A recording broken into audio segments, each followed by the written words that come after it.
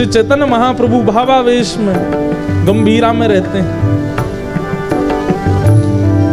द्वार पर उनकी सेवा में श्री स्वरूप गोस्वामी जी और राय रामानंद रहते हैं। दोनों को बुलाकर के श्री चैतन्य महाप्रभु कहते हैं, कृष्ण कब आएंगे, कृष्ण मुझे कब मिलेंगे, ये महाप्रभु जगन्नाथ मुझे कब स्वीकार करेंगे। तब राय रामानंद समझाते हैं, महाप्रभु जी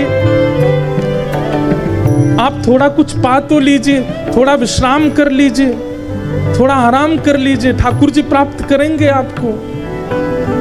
अरे मैं कहीं सो गया और ठाकुर जी आ गए और मैं नहीं मिल पाया तो मैं नहीं सोने जाऊंगा। सोते नहीं थे, पूरे दिन बैठे रहते, ठाकुर जी आएंगे। आप कुछ पा लीजिए। मैं कैसे पा सकता हूं? अरे एक प्रियतमा बिना प्रियतम को देखे कैसे भोजन कर सकती है? मैं नहीं पाऊंगा।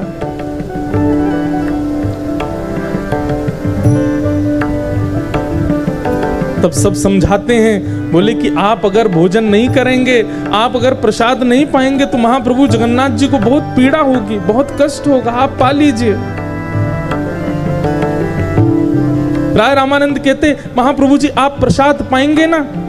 तो ठाकुर जी आए थे थोड़ी देर पहले, मुझसे कह के गए थे कि अगर चैतन्य महाप्रभु प्रसाद पाएंगे तो मैं अर्धरात्रि में आऊंगा।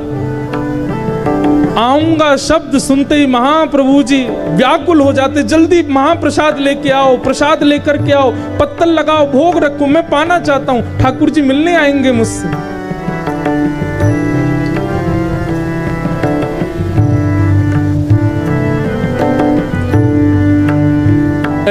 ऐसे कभी कभी झूठ बोल करके महाप्रभु जी को प्रसाद पवाते राय रामानंद। सेवा में रहते हैं गोविंद, बस देखते रहते हैं कि महाप्रभु जी को कोई पीड़ा ना हो। सोते सोते अचानक उठ जाते, अरे अर्धरात्रि हो गई, ठाकुर जी आए होंगे, मैं उठ नहीं पाया। Do you guys use UPI very often to spend money? Yeah, I mean, that's the basic mode of payment for us. Almost. मैं देख नहीं पाया, मैं मिल नहीं पाया, और इतने में तो कूद पड़ते, दौड़ पड़ते, श्री जगन्नाथ महाप्रभु के मंदिर की ओर चले जाते। पीछे पीछे सब शिष्य जन भागते, बोले महाप्रभु जी अभी मंदिर बंद है, अभी द्वार बंद है, आप कहां जा रहे हैं?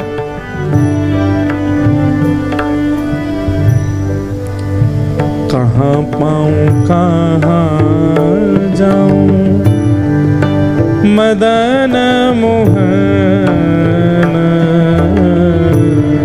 कहां जाऊं कहां पाऊं मदन मोहन, कहां मोर प्राण धन ब्रजेंद्र नंद,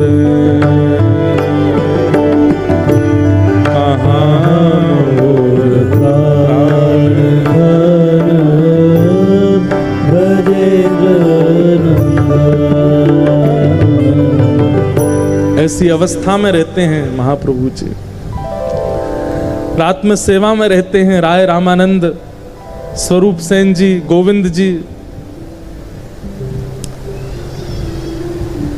कभी उठ करके कहने लगते हैं कि तुमको धुनी सुनाई दी वंशी की?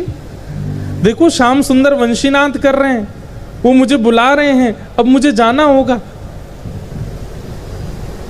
दौड़ने लगते, कभी कभी समुद्र की ओर दौड़ते, कभी श्री मंदिर की ओर दौड़ते कि श्याम सुंदर मुझे बुला रहे हैं। जर्जर शरीर हो गया है, एक एक अस्थि दिखाई देती है महाप्रभु जी की। सेवा में निमग्न जितने भी शिष्यगण हैं सब एक ही व्याकुलता से रहते हैं कि कहीं महाप्रभु जी को कुछ हो ना जाए।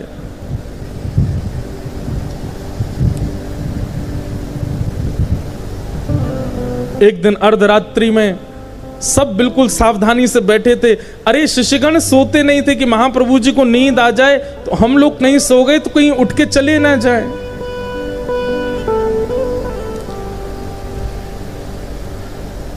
लेकिन 7-7, 8-8 दिनों से नहीं सोए हैं। कभी कभी नेत्र बंद हो जाते थे शिष्यों के, और तभी अर्धरात्रि में महाप्रभु जी को अचानक आवेश आता और उठकर के तुरंत गंभीरा से दौड़ पड़ते। आज जैसे ही रात्रि में सबकी निद्रा खुली, देखा महाप्रभु जी कहाँ हैं, भीतर जाकर के खोजने लगे तो महाप्रभु जी नहीं मिले। सब लोग चिंतित हो गए, भाई गंभीरा का एक एक द्वार बंद है, खिड़की बंद है, तो महाप्रभु जी बाहर गए कैसे?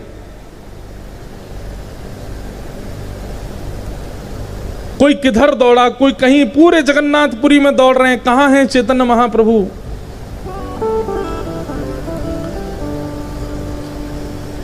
महाप्रभु जी दौड़ते दौड़ते गए और उन्हें ऐसा अनुभव होने लगा कि जैसे मानो श्री यमुना जी के तट पर महारास हो रहा है, और यमुना जी वो समुद्र को मानते थे, समुद्र में जाकर के कूद गए। बहते बहते समुद्र में पहुंच गए, कोणार्क सूर्य मंदिर के पास। यहां सब शिष्यगण ढूंढते ढूंढते जब समुद्र के तट पर आए, दूर दूर तक महाप्रभु जी नहीं दिख रहे हैं, रो रहे हैं, विलाप कर रहे हैं, कहां चले गए आप। तभी एक मछुआरा आया और उस मछुआरे के एक एक रों से नाम प्रकट होता था, हरि बोल हरि बोल हरि बोल हरि बोल हरि बोल। सब लोग सुनकर के बोले, ये मछुआरा, मछली पकड़ने वाला, इसके मुख से भगवान नाम कैसे प्रकट हो सकता है। तभी सब शिष्यगण बोले, ये नाम इस अधम के मुख से प्रकट होने की सामर्थ्य तभी हो सकती है जब इसने महाप्रभु का स्पर्श किया होगा, इसको पता होगा कि महाप्रभु कहाँ हैं, पूछो। घेर करके पूछने लगे, अरे भाई तू क्या हरि बोल करता है, तेने किसी को देखा?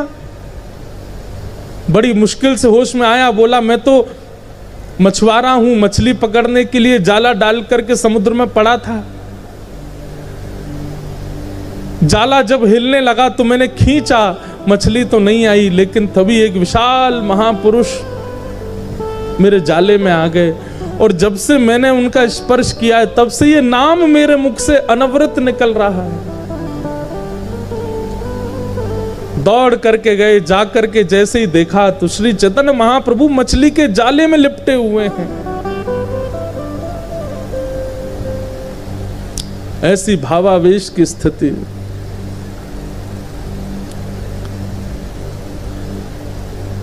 ऐसा वर्णन आता है महाप्रभु जी के चरित्र में कि पिछले कितने दिनों से महाप्रभु जी ने प्रसाद नहीं पाया है। एक एक ग्रंथि, जितने गांठ होती हैं शरीर में, सब गांठ खुल गई हैं।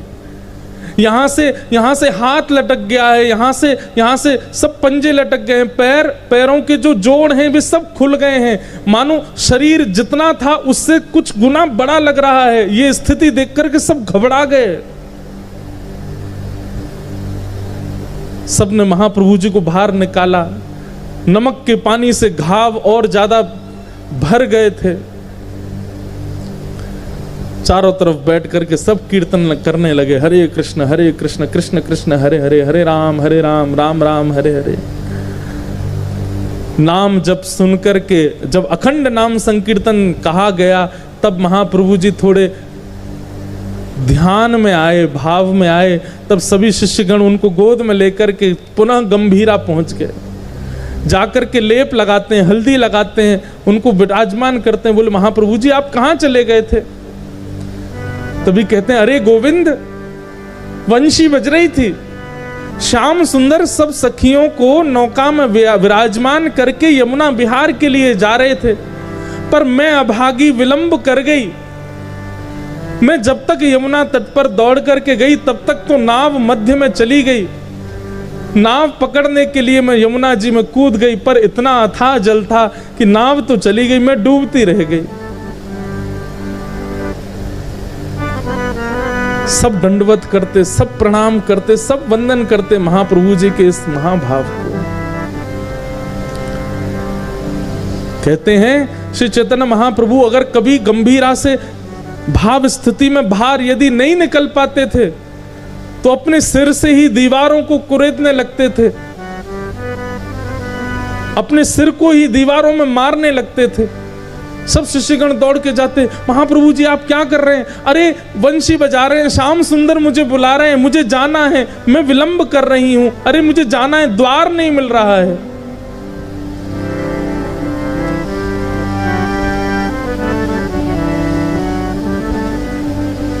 कहाँ मोर प्राणनाथ मदन मोहन, कहाँ जाऊं कहाँ पाऊं ब्रजेंद्र नंदन। इसी भाव में रहते। अर्धरात्रि का पूरे दिन केवल अर्धरात्रि का चिंतन करते थे, क्योंकि रात में ही ठाकुर जी रास विहार करते हैं। अर्धरात्रि का समय एक दिन हुआ, सब सचेत बैठे थे कि महाप्रभु जी कहीं चले ना जाएं। भले ही शरीर में कितने भी घाव हो, भले ही शरीर में कितनी भी पीड़ा हो जाती हो, लेकिन अर्धरात्रि में महाप्रभु जी को ऐसी वेणु का नाद सुनाई देता था, दौड़ पड़ते थे, जाने कहां से ऊर्जा आती थी उनमें।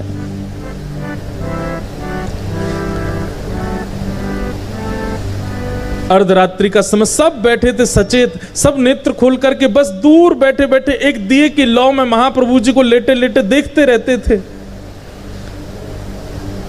श्री चैतन्य महाप्रभु की निज सेवा में रहते थे गोविंद, जो कि बिल्कुल मां की तरह वात्सल्य भाव से श्री चैतन्य महाप्रभु की सेवा करते थे। महाप्रभु जी का कक्ष इतना छोटा था कि उस कक्ष में बड़े पतले दुबले से महाप्रभु जी ही विराजमान हो पाते थे और किसी की व्यवस्था बन नहीं पाती थी। लेकिन एक दिन महाप्रभु जी गोविंद को कहते हैं कि अरे थोड़े मेरे हाथ दबा दे। तो गोविंद धीमे धीमे हाथ दबा रहे थे, कृष्ण नाम सुना रहे थे। तभी महाप्रभु जी बोले अब एक तरफ दबा दिया, अब दूसरी तरफ का हाथ दबा दो। तो गोविंद बोला महाप्रभु जी उस तरफ जाने के लिए मुझे उठ करके आना पड़ेगा, आप थोड़े अपने पैर पीछे कर लीजिए, इतनी जगह नहीं है, मैं कैसे जाऊंगा।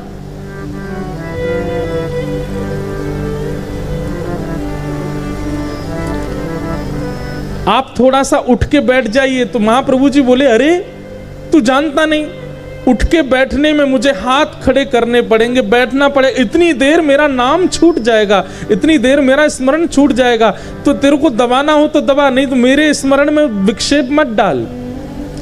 अब गोविंद तो बड़े संशय में आ गए कि महाप्रभु जी आज्ञा कर रहे हैं कि हाथ दबाओ और जाना भी पड़ेगा और मैं जा भी नहीं पा रहा हूं, इनको उठाना भी नहीं है, मैं क्या करूं। गुरु आज्ञा की अवहेलना नहीं कर सकता और हठ पूर्वक इनके चरण आदि हटाऊंगा तो इनका ध्यान टूट जाएगा।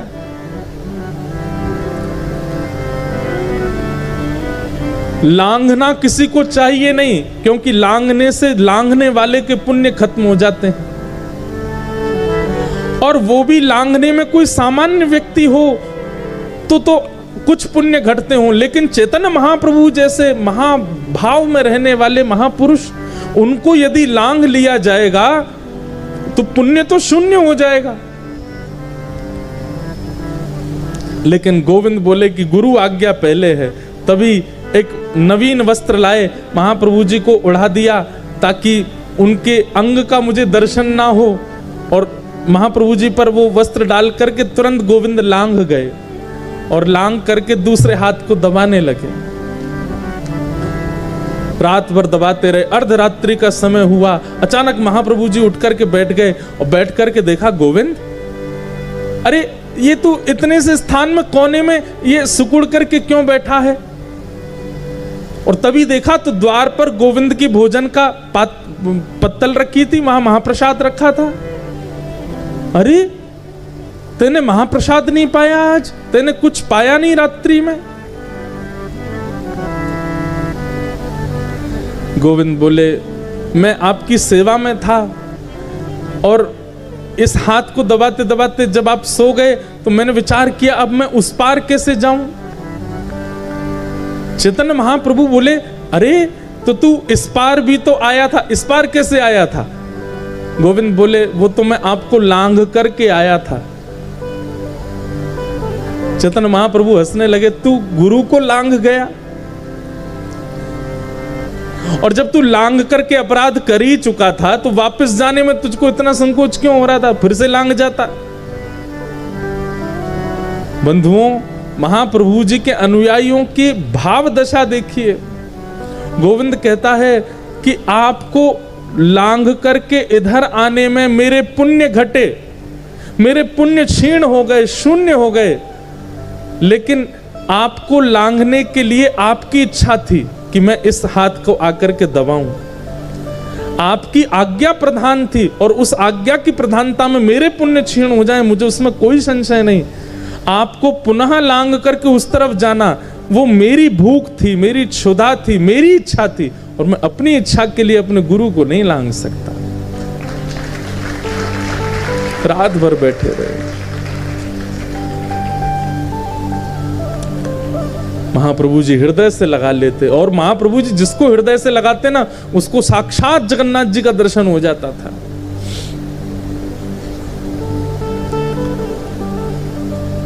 अर्धरात्रि होते ही शिष्यों की स्थिति बिगड़ जाती थी कि अब महाप्रभु जी को कैसे भी रोकना है, और जब जब वो लोग सतर्क रहते थे, एक क्षण के लिए पलक झपकती थी और उतने में तो महाप्रभु जी प्रस्थान कर जाते थे, क्योंकि ठाकुर जी रास में बुलाते थे उनको। लोग कहते हैं वृंदावन में रोज रास होता है, अरे जगन्नाथपुरी में भी रोज रास होता है, इसलिए ठाकुर जी रोज रात्रि में पुष्पों का श्रृंगार करते हैं। हमें लगता है शयन के लिए जा रहे हैं, नहीं नहीं, कपाट बंद करके ठाकुर जी रास के लिए प्रस्थान कर रहे हैं।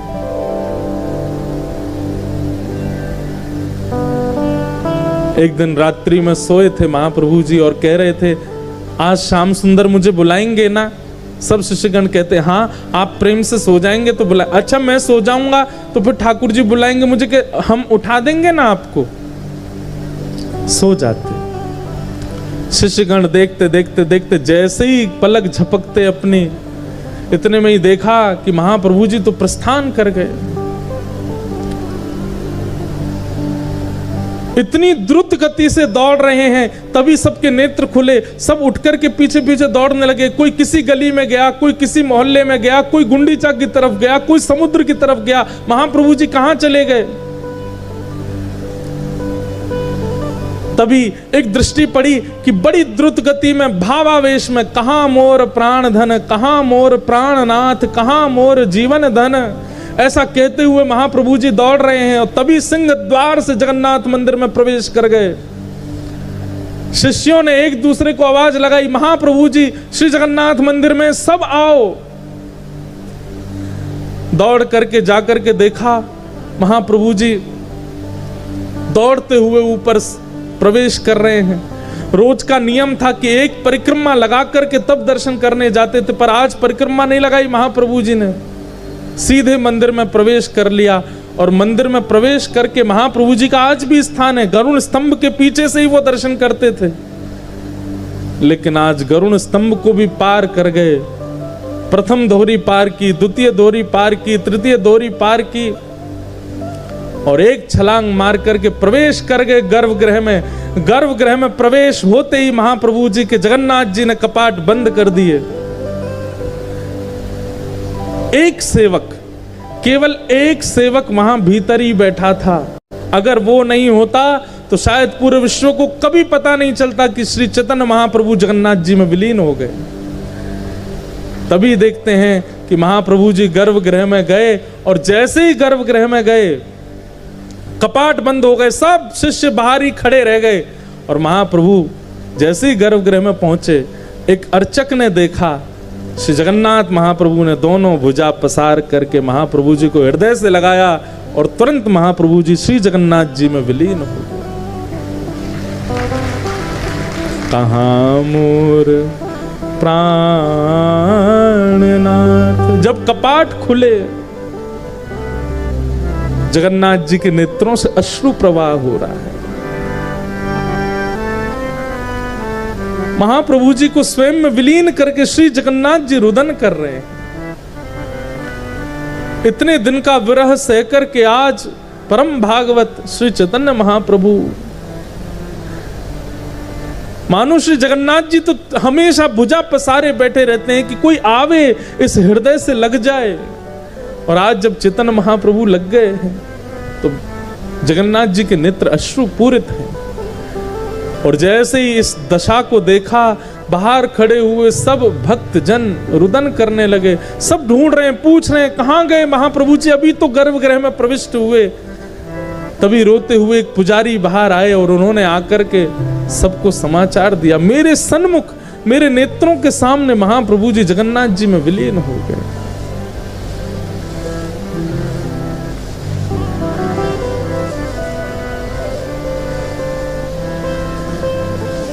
ऐसे श्री जगन्नाथ, हम कहां भक्ति करते हैं, हम कहां प्रेम प्रस्तुत करते हैं, हम कहां भाव प्रस्तुत करते हैं ठाकुर जी को। हमने कुछ किया ही नहीं है आज तक अपने भक्ति भाव में, जिससे ठाकुर जी प्रसन्न होकर के हमको स्वीकार करें। भैया समय नहीं है हमारे पास, बहुत कम समय बचा है। इस प्राण का कोई भरोसा नहीं है, कब चले जाएं, कब तक ये शरीर हमारे पास है, कब तक ये बुद्धि हमारे पास है, कब तक ये वाणी हमारे पास है, कब तक ये कान और नेत्र हमारे पास है। आज हैं, कल अगर इनमें से कुछ भी चला गया तो फिर भगवत प्राप्ति में बाधा आ जाएगी, भगवत प्राप्ति में एक रुकावट हो जाएगी। इसलिए भैया प्रयास करते रहिए, ठाकुर जी के लिए थोड़ा थोड़ा भाव रखते रहिए, तभी तो ठाकुर जी प्राप्त होंगे। नाम संकीर्तन, हम कहते हैं भैया कुछ भी छोड़ दो, लेकिन नाम मत छोड़िए ठाकुर जी का। ठाकुर जी का नाम त्याग मत करो, ये नाम सर्वोपरि है, ये नाम सर्वश्रेष्ठ है।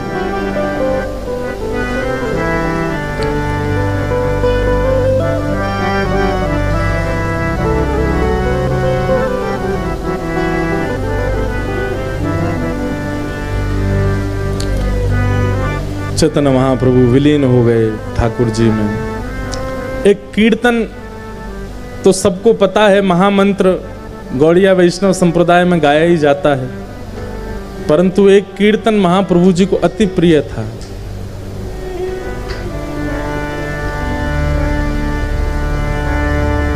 राम राघव राम राघव राम राघव रक्षमा,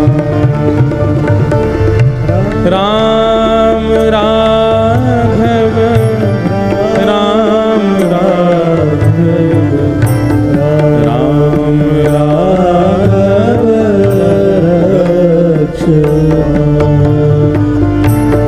कृष्ण केशव कृष्ण केशव कृष्ण केशव पाहि मां।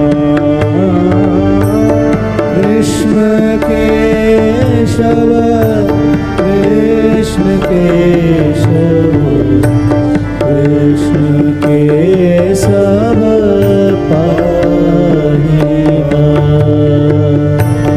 राम राघव राम राघव राम राघव रक्षमा। राम राघव राम राम राघव रक्षमा। हे कृष्ण केशव कृष्ण केशव कृष्ण केशव